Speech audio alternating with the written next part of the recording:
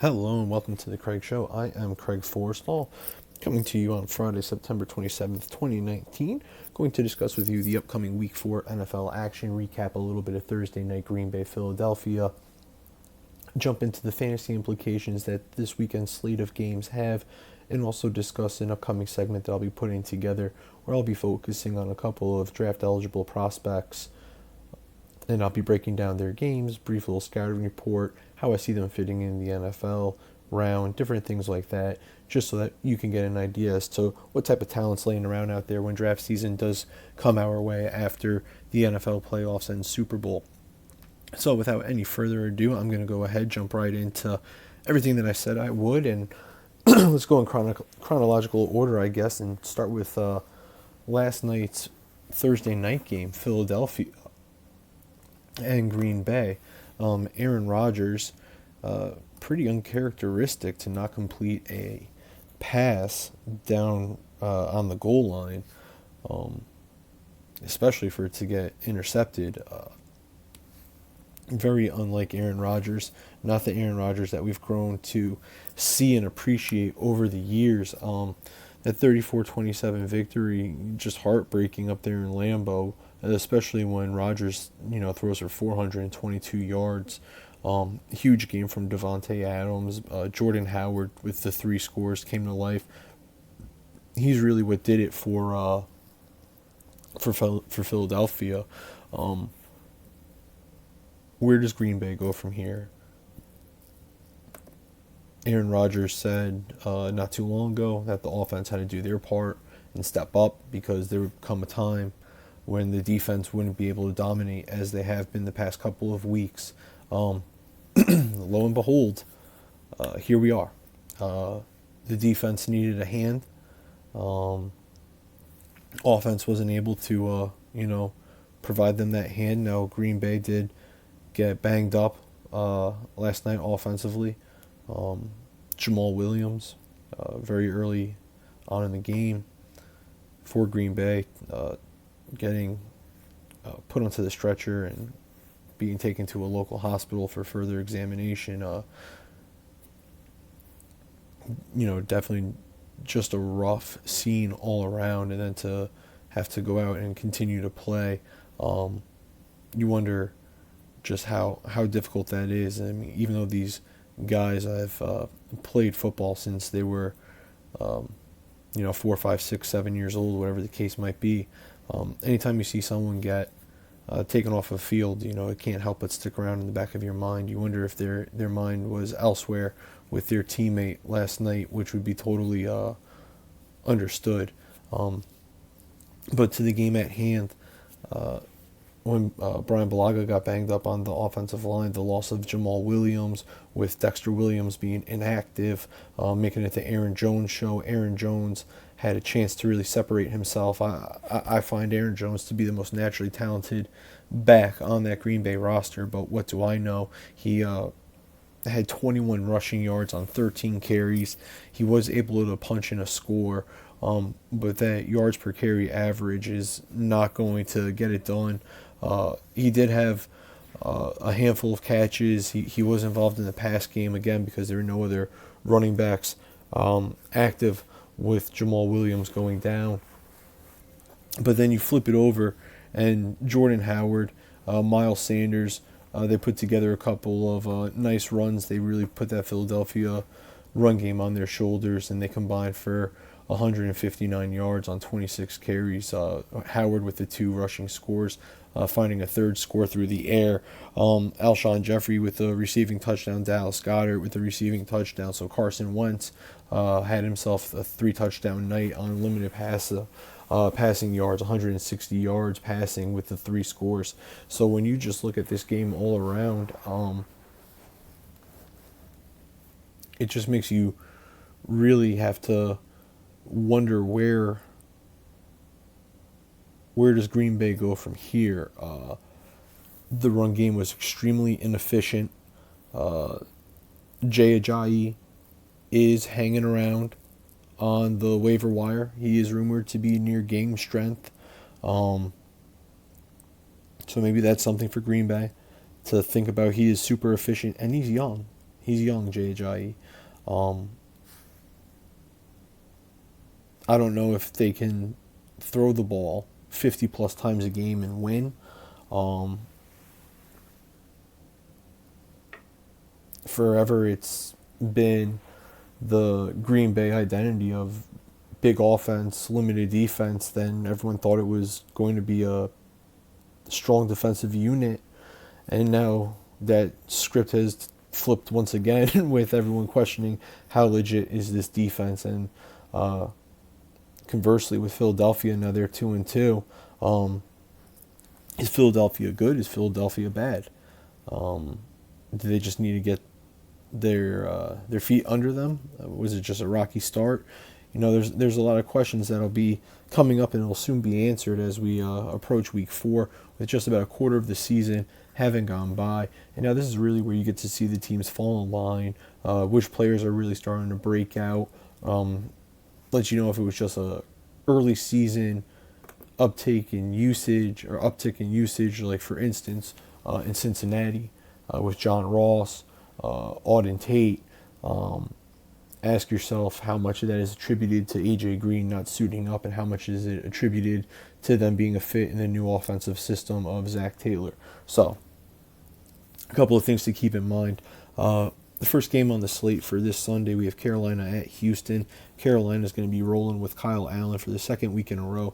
Did have a 4-touchdown performance at Arizona last week, which was a really good showing considering early on he did get picked off by that Arizona defense, but was able to keep his head in there, showed a ton of moxie, to pull out that 4-touchdown performance. Greg Olsen was the recipient of 2 of those touchdown passes. DJ Moore had another touchdown reception. It was his lone catch of the day, but it did go for 52 yards. Him and Curtis Samuel have a ton of playmaking ability and home run capability. They can take you deep and they can hit you for 6 anywhere on the field and at any moment. But with Kyle Allen under center, you wonder how much of this offense is going to change, how much of this offense, how much of this offensive identity is going to shift, with Cam being out, and the rumor of it being a Lisfranc foot injury, definitely that spells extended time on the shelf. So how does this Carolina offense pivot and make the most of the skill set that Kyle Allen possesses, leaning on Christian McCaffrey? Did go for over 150 yards last week at Arizona, but he did have a 76-yard touchdown run. So when you factor that in, how efficient was he really? He was at that 3.5 yard yards per carry mark, which I guess you want. 3.5 times 3 is 10.5, so technically first down. You can't fight that mathematically. Is it sexy to play that way? No. Can you get victories that way? Yeah, you can. So I want to see how they're going to utilize McCaffrey with Kyle Allen. I want to see how this offense shifts. I want to see if Greg Olsen is going to find the fountain of youth now with Kyle Allen. You'll hear me say it over and over. I had this said to me by someone, Andrew Monday. He actually said a young quarterback loves the tight end, and after he said that, I started paying attention to it, and now lo and behold, here we are like a decade and a half later, and it's pretty true. So I want to see what happens with that. On the flip side, Houston, defensively, I think you're going to see a game plan where they're going to try to attack Kyle Allen. Romeo Crennel's been around the block. Same with Bill O'Brien. They have a lot of that Patriot influence in them. I just see them bringing heat, making Kyle Allen show that he can beat them. We'll see how that works out for them. This Houston defense, you saw what happened at the end of the New Orleans game, and then they turn in performances like they do against Jacksonville and keep it super low scoring. So we'll see which Houston defense we get this week. The total does sit at 47.5, so you can expect a little bit of scoring here. If you do need any streaming options, I would lean more so on the Houston side, specifically Kenny Stills. T.Y. Hilton's looking like a game time decision. Mike Williams has already been ruled out. So Kenny Stills has been a pleasant addition in this Houston offense. DeAndre Hopkins has kind of taken a hit, at least in a fantasy perspective. Fantasy owners are wishing that they got a little bit more to show from DeAndre after 3 weeks. Deshaun Watson has been solid. The run game for Houston, I think this is a make or break week for Carlos Hyde. I did feature Carlos Hyde on my ads of the week, and yeah, I specifically was saying, don't worry about Carlos Hyde burning you in the past because he won't burn you now. And now Carlos Hyde's in danger of losing a roster spot, I think, if he doesn't bounce back. Second time you heard the name, Jay Ajayi is rumored to be in close to full game strength. So if you are a big-time fantasy player and you're looking for a very, very, very sneaky ad, very spec ad, Jay Ajayi, I would go Jay Ajayi over C.J. Anderson when it comes to the running back workout circuit right now. That's just me. Jay Ajayi's younger than C.J. Anderson. I feel his body's just built a little bit better for the way the teams play. C.J. Anderson with that, bowling ball approach, I feel only fits a handful of teams, where Ajayi, I think, shows that he does have some different, abilities within an offense. Miami and Philadelphia, while they both wanted to run the ball, Philadelphia did use him out of the shotgun a little bit, more so than Miami. So I think he fits that more than C.J. Anderson. I think C.J. Anderson's better in just a one-back under center zone run approach. Like I said, that only fits a handful of teams. So I personally think C.J. Anderson would be a better fit with the Giants, but that's just me. So pay attention to Carlos Hyde this weekend.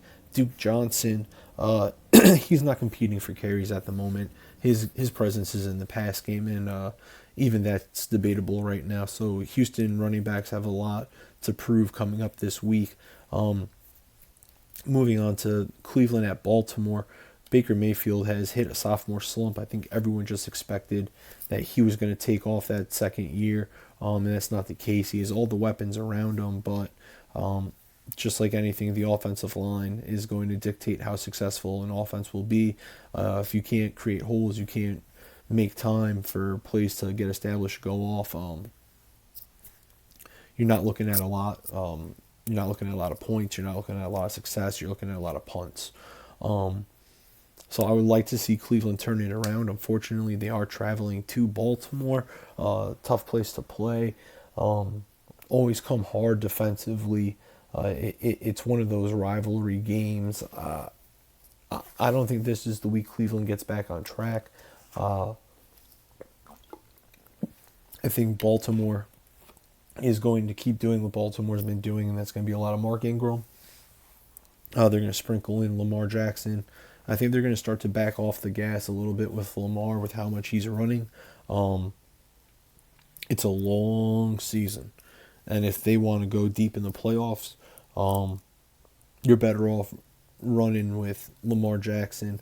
Nothing against Trace McSorley, but I don't think Trace McSorley puts them in the same position that Lamar Jackson does. So I could see Lamar Jackson not having his number called as much in the run game. I can see them starting to go to Gus Edwards, and even, let me know if you've heard this one before, Justice Hill. Justice Hill has been a popular name on like deep sleeper list, fantasy-wise. So we'll go ahead and we will make sure that we keep an eye on that Baltimore run game situation. Lamar Jackson even came out this week and said that he prefers to pass the ball compared to run the ball. Hollywood Brown, I definitely think that they're going to try to get him going a little bit more in the pass game. Mark Andrews, it was just a weird week for them in Kansas City, but they'll move on. I think they get back on track home against Cleveland. Right now that total sits at 45, so 24-21 is what that score could be.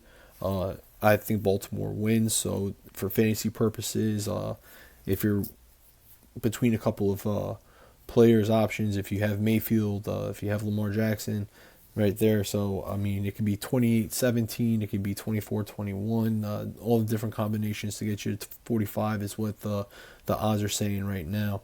Moving on down, the Giants have a home game against Washington. That one's sitting at 49.5.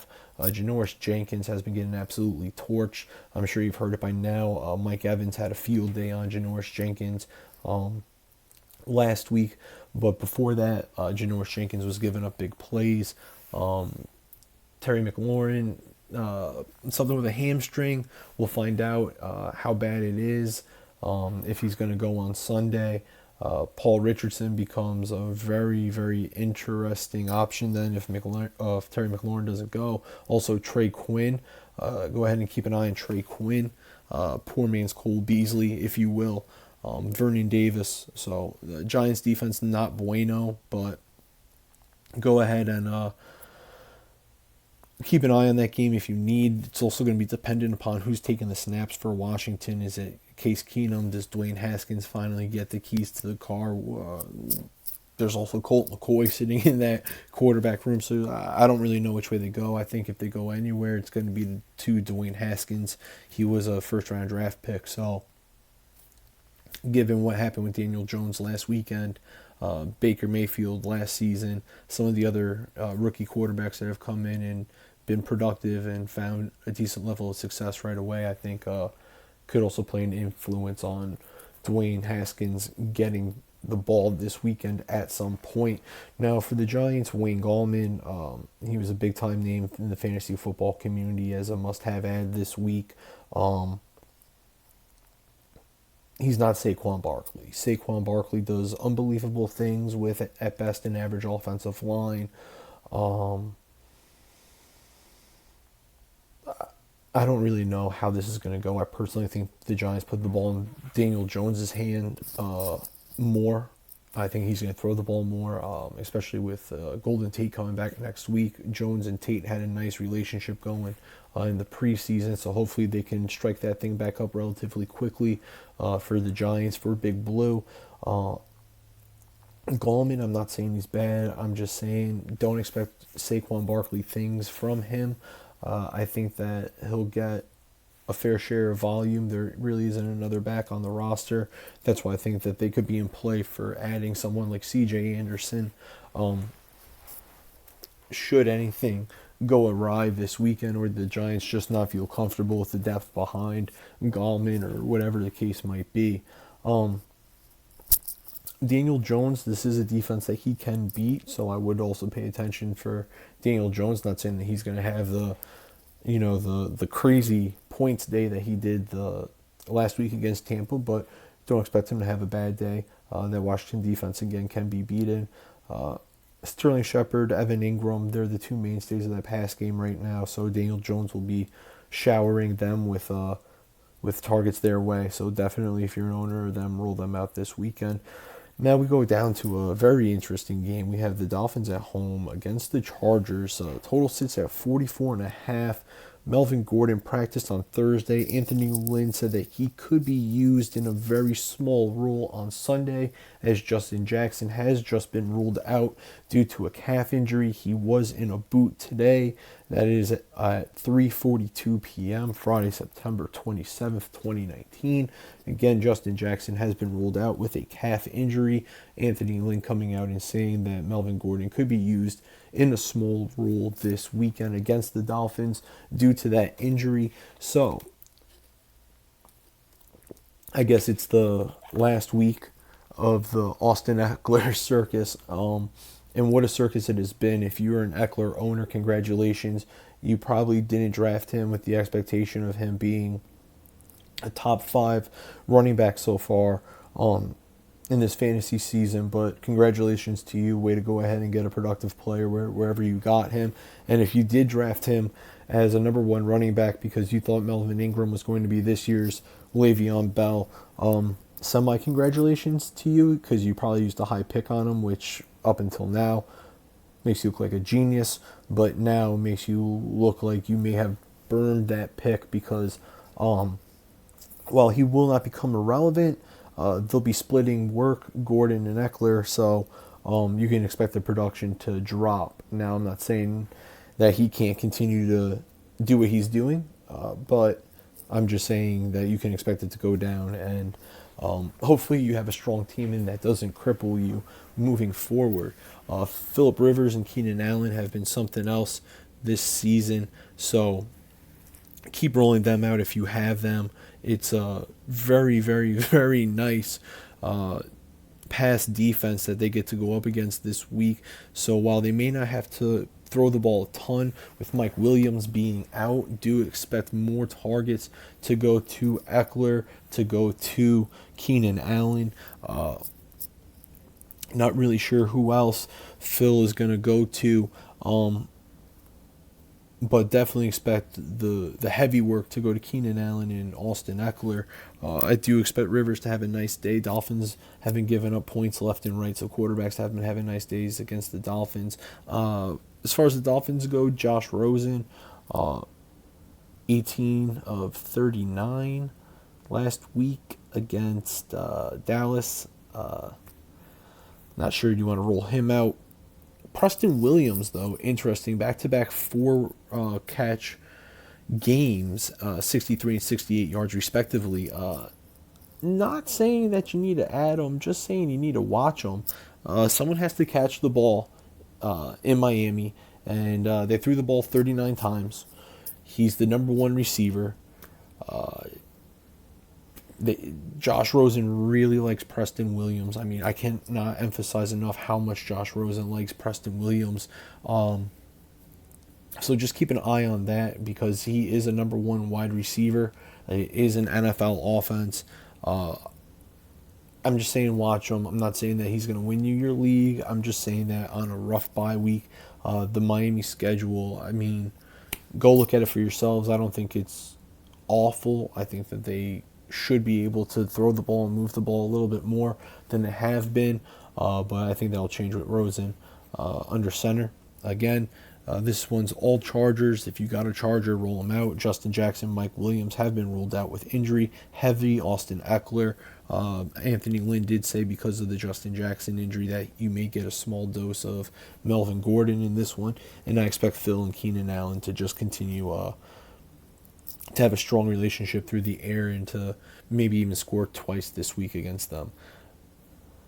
Now, to my personal favorite game on the slate this weekend, we got Oakland at Indy. I like this game for a lot of reasons, specifically fantasy. It's sitting at 45 right now. I think it's going to go over that. And I don't really talk about over, under, plus, minus, take them, don't take them, throw money, don't throw money. I really don't do that.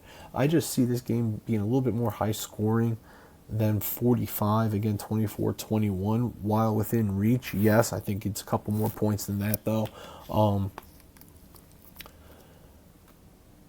Indy likes to run the ball. Marlon Mack should have a solid week. Dalvin Cook really roughed up that Raiders defense last weekend. So I think Indy's going to try to run the ball.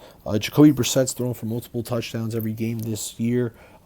T.Y. Hilton, his status is up in the air. We'll find out on Sunday. Expect a true game time decision. If he does not go, you can fire up Paris Campbell. Paris Campbell's a rookie out of Ohio State. Picture a bigger, stronger T.Y. Hilton. He's a fast guy like that. So he could be interesting on your fantasy radar if you need to replace T.Y. last minute. Then for Oakland, Darren Waller, he's dominating the targets there at 30%. That means 3 out of 10 balls are getting thrown his way. 1 of 3, essentially. Tyrell Williams is their number one wide receiver, but it's starting to become more and more clear that Darren Waller is going to be a huge part of this pass game, and it's looking like he might actually be the number one option in this pass game. John Gruden did come out and say that they want to get Josh Jacobs more involved in the pass game. I think that's a smart move. He only has 3 targets on the year with 1 reception. I want to see exactly how he can be used in the pass game. He is pretty athletic, good burst of speed, so maybe by getting him into open space and letting him create, dance around on guys, maybe we can get a little bit more production. Maybe another weapon for David Carr to throw to. Um, yeah, I mean not David Carr, Derek Carr to throw to. So we'll see what happens there if they do get Jacobs more involved in the pass game this week. Um, these defenses are not very good. That is why I do expect the point total to be a little bit more than it is. So I'm saying Darren Waller, Josh Jacobs, stardom, Tyrell Williams, stardom on the Oakland side. For Indy, Marlon Mack, stardom. If you need to stream, Jacoby Brissett's a very solid option this week. T.Y. Hilton, if he goes, that's your call. Fire up Paris Hilton, have him ready. I think Eric Ebron could also be someone that you could play this week should you be in need of a tight end replacement or possibly a flex. Moving on down to Detroit with a home game against Kansas City. This one's sitting at 54.5, so you know that they're expecting points. 54.5, that's 28-26. That puts you at 54. 29-26, that puts you at 55. So 30-24, that's 54. You know what I mean? So just kind of think about that, how you can get to the number again mathematically. Maybe it'll help you out decide if you think that's right on target or not. Kansas City's going to put the ball in the air. You got them in a dome this week. While they have been hurt and they've been moving guys around, doing different things to try and create opportunities to score and keep that explosive offense going, I think that they'll be able to do it again against Detroit. Detroit does have a pretty decent defensive line. With Eric Fisher being out the past couple of weeks, Andy Reid's really had to call plays that protect Mahomes being down with injuries in the backfield, guys in and out on a rotational basis. Of course, Tyreek Hill still out with the injury that he suffered earlier in the season. So big props to Andy Reid for making those adjustments, keeping Mahomes clean, and still being able to find those explosive plays and have the Chiefs firing on all cylinders. So like everyone says, Mahomes is... You just play Mahomes. And then with the rest of the Kansas City weapons offensively, Kelsey, go ahead. The receivers, it's kind of a game of eeny, meeny, miny, mo. Is it going to be Sammy Watkins? Is it going to be McCole Hardman? Who's going to have the big game this week out of the receiving group there? In the backfield, LaShawn McCoy, Darrell Williams, Damian Williams did miss practice today, Friday, September 27th, 2019, 3:51 p.m. I'm reporting that. So keep that in mind. Damian Williams did not practice again Friday, September 27th, 2019. So for fantasy purposes, if you have to look elsewhere, go ahead and see if any of the other Kansas City backs might be floating around on waivers. Or if you have someone on your bench that you might be able to roll on out, go ahead and start looking that way because it's looking like Damian Williams will not be suiting up. On the opposite side of the ball for the Detroit Lions, Matt Stafford, definitely at home streaming option. A lot of things to like right there. A lot of things to like. Kansas City defense isn't like super strong.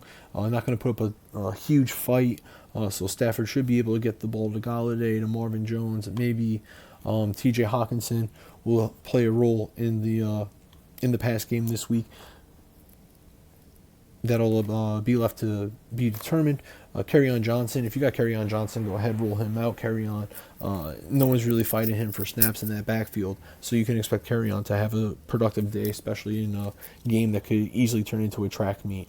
New England Buffalo, Josh Allen. He has the New England defense this week, but Buffalo is home. So again, that's New England at Buffalo. Point total sitting at 42.5.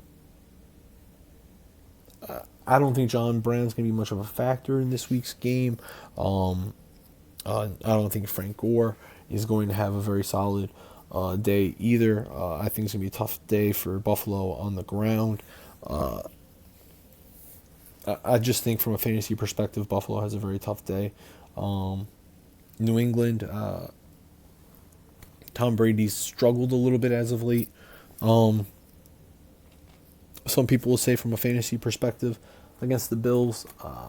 For his career, he's dominated the Bills. There's not many teams that Brady has struggled with. Um, so Sony Michel, Rex Burkhead, James White, that backfield, you never know really which way it's going to go. I think you could get a little bit more Rex this week, just because it's the Patriots, and I just feel like you get a little bit more Rex. Sony Michel has been scoring to make days look good, but he's not really run the ball, I think, the way that many had expected, many had hoped. And again, back to Buffalo, Dawson Knox, tight end, kind of had a little bit of a coming out party last week. Someone to keep on your radar. Cole Beasley, again, more of a PPR play, PPR fit. Devin Singletary, monitor him. The hamstring injury kept him out last week against Cincinnati, but he has practiced, so go ahead and do what you want there with the Buffalo running backs, Gore and Singletary. Again, it is Buffalo at New England. Point total sitting at 42.5. My advice is, if you have Buffalo offensive players, to look and see what other options you have. Not saying don't play them, just saying look at what other options you have. I would not play John Brown this week, and I would not play Frank Gore personally, but if you have Josh Allen as a quarterback, go ahead and think about it. If you're in a desperate situation, possibly in a PPR league, go ahead and look at Cole Beasley. New England, Josh Gordon, he's pretty much going to be a strong part of this offense right now, especially with the receiving core banged up a little bit. Edelman, Antonio Brown, no longer there. Philip Dorsett's been a very pleasant surprise. Him and Thompson seem to be clicking pretty well. So keep an eye on these receivers, Gordon and Dorsett. I expect them to take a lot of the work this week against Buffalo, with Edelman being a little banged up. Tom Brady, again, if you want to play him, go ahead. And then the running back game, not really too sure.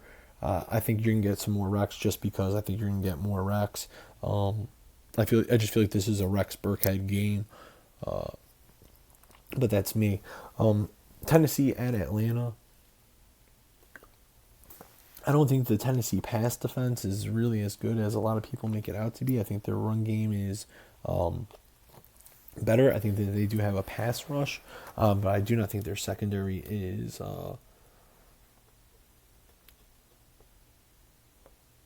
super dominant. I do know that they do have Byard back there, so strong players on paper, but I don't think that the Tennessee secondary is going to put up much of a challenge this week for the Atlanta pass game. I do expect the Atlanta pass game to keep marching along, and I think that's kind of just out of necessity, because Devontae Freeman has looked a little bit beat up, a little bit banged up this season. Hasn't really looked as explosive. He has been taking a good amount of the snaps in the backfield. Ito Smith did leave the game with a concussion last week, but I'm not really too sure what to make of Devontae Freeman in the Atlanta run game. I think they're going to more so rely on Julio Jones, Mo Sanu, Austin Hooper, and Calvin Ridley to get them through, attacking through the air. I think that's really where Atlanta's going to make their money, make their noise, is through the pass game.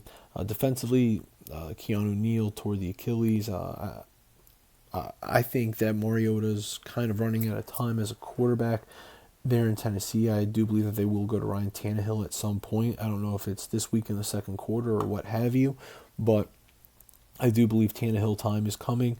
That'll bode well for the offense, specifically for Delaney Walker and Adam Humphries. Not sure what it does for Corey Davis, but I just do know from living in an area that's full of Dolphins fans, and that's my standard Sunday game. Tannehill does like to target the tight end and also slot receivers, so that could bode well for them moving forward. Derrick Henry, solid running back, should be able to have success against this Atlanta D. Tampa at the Rams. I expect the Tampa offense to come crashing back down to reality this week. And also for the Rams, at some point, you do need to unleash Todd Gurley. You do need to get him more snaps and more touches, more involved. There's just a different dynamic, just a different pop to that offense when they're running through Gurley and Gurley's vibe, and you just need to get Gurley more involved. It's just that simple. I understand workload management and the arthritic knee and all these different things, but from what the Rams have said that Todd Gurley is healthy, and if Todd Gurley is healthy, nothing against Malcolm Brown, Todd Gurley should be getting those carries. So I think that this is the week that they unleash Todd Gurley against Tampa. Tampa, I don't know what to make of Tampa. I like Jameis Winston, but he's so hot and cold. O.J. Howard had some targets last week, looked fairly decent. Mike Evans was out of this world. Chris Godwin all of a sudden is kind of falling off targets-wise from a fantasy perspective. Run game, Ronald Jones was a name you heard on the waiver wire this week, and I don't really know what to make of Tampa at this point. I'm searching for Tampa's identity just like Tampa's searching for their identity. I'm not saying that Byron Leftwich isn't ready to call plays right now, but I'm saying maybe Bruce Arians needs to be a little bit more involved in some of the play calling, different things like that. Love Byron Leftwich to death. I think that he has a very bright coaching career ahead of him. I think he's going to make a fine NFL head coach, actually, in the very near future. But I just do not think that right now he needs to be calling all the plays. I think that Bruce Arians should take over play calling duties exclusively, and I think that it should be more of a combined effort from a game plan perspective. I think that Bruce Arians just offers them the best chance to win. I think he just needs to take full reign of that offense and just go with it. He's got Todd Bowles over there defensively. Been a head coach. Bowles played for Arians at Temple. I just don't know. Tampa confuses me.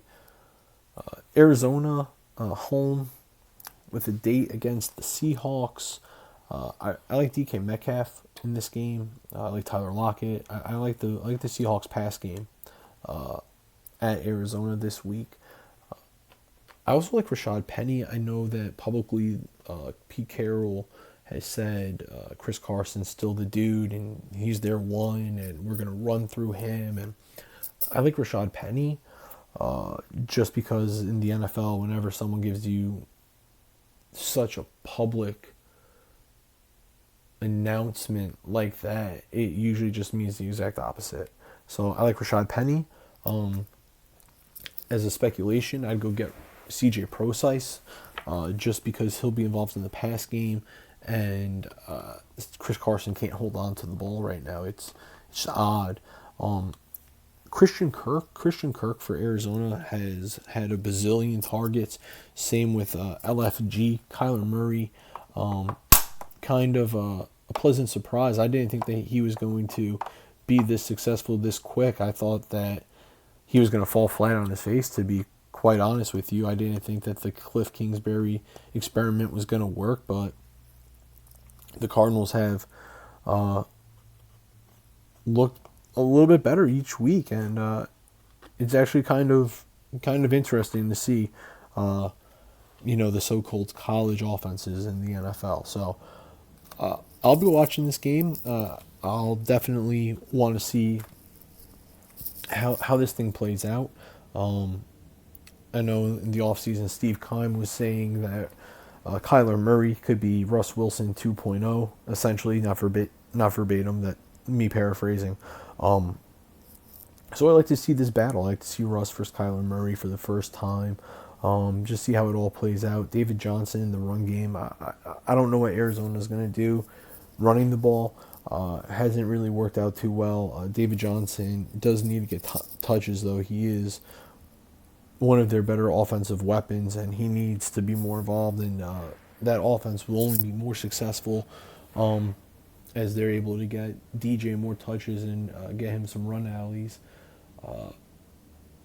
It was just a few years ago where it looked like he was going to be the future of the NFL. It looked like he was going to be one of those running backs that was going to be a generational guy, and it just didn't pan out that way. So hopefully they can get it figured out in Arizona with David Johnson. They can get him more involved because there's a ton of talent there. I think that there's still something left in the tank. You just got to go in and you just got to find it. So maybe for Kingsbury that means altering his offense, his strategy, his philosophy just a wee bit to get the ball in the hands of David Johnson a little bit more against Seattle. Just because, even though it's not the Legion of Boom and that Seattle defense isn't very good, they still do have a veteran presence on that defense with Jadeveon Clowney and things like that, where I do think they'll try to get after Kyler Murray just because it is a divisional game, and also because I think they want to try and just see how athletic he is, how well can he escape from these pressure situations, because rumor is that it's difficult. If you look at some of the press clippings from defensive players trying to describe how difficult it is to contain Kyler Murray or grab a hold of him as he's scrambling around. So I think that they're going to want to try and go ahead and do that early on just to try and create a defensive game plan where they're able to maybe contain them, keep them within certain boundaries, and they're not exposing themselves for big plays like that off of something that's broken. Minnesota at Chicago. Dalvin Cook, I think, is going to be continued to be featured here. It could be a little bit difficult against the Bears as they are good defensively. Better against the run than the pass. Kirk Cousins isn't really throwing the ball, really hurting the fantasy value of Stephon Diggs and Adam Thielen. Do understand that they are averaging 6 yards per carry. Look at their schedule. I don't know if they can continue to average 6 yards per carry. So just by virtue of that, the pass total will have to come up, which means in turn Thielen, Diggs, their totals will come up. Maybe this is the first week where they can't average 6 yards per carry, but I do expect them to still pound the ball and Dalvin Cook get 1,000,003 carries. I just don't know how successful that run game and that approach is going to be at Chicago. I think while Dalvin Cook's a good back and he's come back very strong from the injuries that he's dealt with, I just think that Chicago defense is going to bottle him up a little bit. While I still think he goes over 100 yards rushing based purely on volume, I think it's going to be a difficult day for the Minnesota run game. I think they're going to be forced to throw, and I think we're really going to find out if Cousins is worth all the money that he got, all the guaranteed money that he got. I know that there's all the jokes out there on the internet with the memes and different things like that about Kirk Cousins and his inability to capitalize at some of the most crucial moments. But I think this weekend they're going to have to open up the playbook a little bit, throw a little bit more against that Chicago defense, just because while Dalvin Cook's still going to get a whole bunch of work, ton of volume, solid production, I just don't see it as being a sustainable game plan for 4 quarters if you want to put points on the board and be competitive. Flipping over to Chicago, I think the Bears have a Mitch problem. I don't really know how you fix it. I'm not saying that they need to go get another quarterback. I'm just saying they need to really take this season as a long studying period on Mitch. I think their offense is confined because of his lack of comfort under center. I don't think that he's progressed. I think he has a little bit of...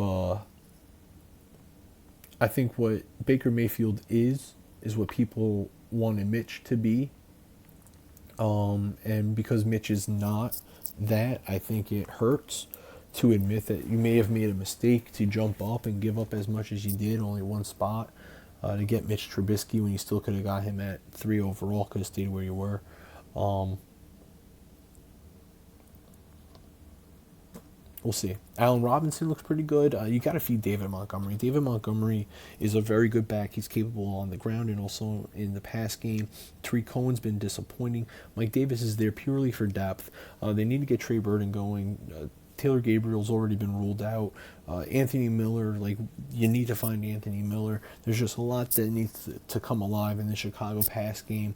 I'm not saying it all lies on Mitch, but I'm saying a strong portion of it lies with Mitch. So let us see this week what happens against the Minnesota defense that, while it's still pretty good, it's not as good as it once was. So let's pay attention in this game to both offenses, specifically both quarterbacks. Let's just know what we really have coming for the rest of the season, as this is the lowest point total that I have right in front of me at 38. So yeah, 38, 19-19 is how that breaks down. So 2018. 21-17. Yeah, do what you want with that. I I just think of, because of both teams' offensive issues right now, I think that's a little ambitious. Denver with a home game this week against the Jalen Ramsey-less Jacksonville Jaguars. That Jaguars thing's getting fairly ugly. Jalen Ramsey had the flu, and then he had the birth of his child, and now he's on radio interviews saying that respect has been lost on both sides, and when that happens, it's best to move on. So who knows what Jalen Ramsey's doing? Who knows what Jalen Ramsey's thinking? I just wish Jalen Ramsey was playing football, because I think Jalen Ramsey has some proving to do. He had that one super solid season a couple of years ago, but since then I don't think he's been the same guy.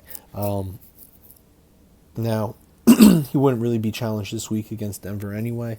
The Denver pass game, Cortland Sutton and Emmanuel Sanders. Emmanuel Sanders has looked the best out of all the Denver pass game options. Run game with Freeman and Lindsey. Freeman's shoulder a little banged up. Surprisingly, even though Freeman's the bigger back, once they get inside the 5, that becomes Philip Lindsay territory. So for fantasy purposes, with the backfield split like that, lean Lindsey, even against a solid run defense with Jacksonville coming off of a strong performance against Tanassa. So yeah, definitely let's see what happens here. Gardner Minshew is really falling in love with DJ Chark. Leonard Fournette should continue to get work, be involved in the pass game. No one competing with Fournette for snaps right now. He's on the field 1,000% of the time, so roll him out if you have him. I don't see Minshew as a streaming option this week. I don't really know if he's going to grow into that. I just think that he's a really cool story, super cool dude, and we'll see where his career takes him. Joe Flacco, he's coming in on the sunset. Denver defense, you got Von Miller and you got Chubb. We'll see what this game comes of it. 38.5 is the combined total. I really don't know what to make of this game. It's at Denver, but part of me just says Jacksonville wins. I don't know why it just says Jacksonville wins, as odd as that sounds, even though how I've just been sitting here talking about this game in an extremely negative tone. I think Jacksonville wins. Yeah, so that's me. I think it's a solid dose of Leonard Fournette, and I think that's what gets it done for him. Now, this is a cool game. This is a cool game. Dallas at New Orleans, the Sunday night game. Dallas at New Orleans. We got some film on Teddy Bridgewater. We saw what their game plan was. We know that it's heavy Thomas, heavy Kamara, Latmurray not really there. Taysom Hill, I thought Taysom Hill was going to be used like 9,000% of the time, and one catch, one carry, total 10 yards. So yeah, it's looking like Teddy's going to get another shot at this thing, but who knows with Sean Payton. Uh, Teddy did what he had to do. He went to Seattle. He got a win on the road, uh, and he didn't do too much. He did what he had to do. He leaned on the key playmakers, Michael Thomas and Alvin Kamara, which was smart on his part. He's been in this position before. He took the Vikings to the playoffs before that gruesome leg injury. So it's not that he's a young quarterback thrown into the fire. He has game experience. He has big time moments under his belt. I just think that he changed as a player once the leg injury happened. I think he had to change certain elements of his game. I think parts of the athleticism, may have vanished when it comes to moving around the pocket, extending the play, different things like that. I think his game took a hit in those areas, but as far as being able to read a defense and arm strength and all that, none of that was impacted. Um, I like Teddy. I believe in Teddy. They are home. So, I mean, Saints Nation, they're going to show up. I think they're going to show out for Bridgewater, too. Um, yeah. I, I don't know how you can't root for the Saints and Teddy Bridgewater. I mean, everything that he's been through, coming back from the injury, you got to root for a guy like that. So I know Dak and Zeke and Amari Cooper. I know they're fun. They put up points, and I know that they've looked pretty strong so far this season against the teams that they've played. But this will be a jump up in competition for them. So we'll see how they meet the challenge defensively. I think the Cowboys. I think they're going to focus, like I've been saying, Kamara and Thomas. I think they're going to force Teddy Bridgewater to beat them. So I could see someone like Traquan Smith, Jared Cook, a secondary pass game option, being a little bit more involved. If they try to take away your strength, kind of like a Belichick approach. So that might be something to keep in mind. With the Cowboys, I think it's going to be heavy Zeke. Make New Orleans have to play fast by controlling the ball and scoring. I don't necessarily know if Teddy wants to play super fast, but if they can control the ball and have to make New Orleans speed up their process, I think that could play into Dallas's favor. But we will see. Again, I like that. I like New Orleans at home. It's just a cool story. You got to root for Teddy. Monday night game, Cincinnati at Pittsburgh. Andy Dalton, rumor has it, he struggled against Cincinnati. I mean, he struggled against Pittsburgh in his career and also against Monday night games. We'll see if the trend continues. Pittsburgh has been able to get beat in the air this year. They give up some big plays, so definitely we'll see if that continues or not. Cincinnati definitely got Joe Mixon involved last week against Buffalo. It was nice to see him involved. It was nice to see him get some touches and see him productive with those touches. John Ross has kind of fallen off the face of the earth. Tyler Boyd's still super involved. Auden Tate, he had double-digit targets last week. We'll see if that trend continues. AJ Green should be coming off the injured list anytime now, even though they say that there is no timetable for his return. I see there being an AJ Green sighting sooner rather than later.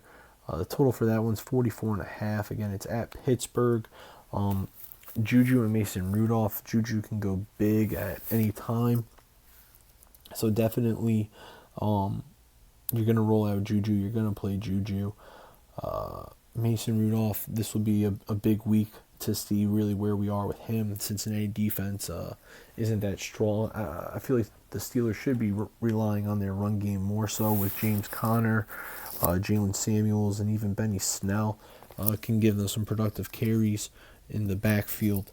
But yeah, if Mason Rudolph struggles against Cincinnati, then it's time to hit the panic button. on this thing in Pittsburgh. So, very big week for Mason Rudolph against Cincinnati. Should be a little bit more comfortable going into this thing now. I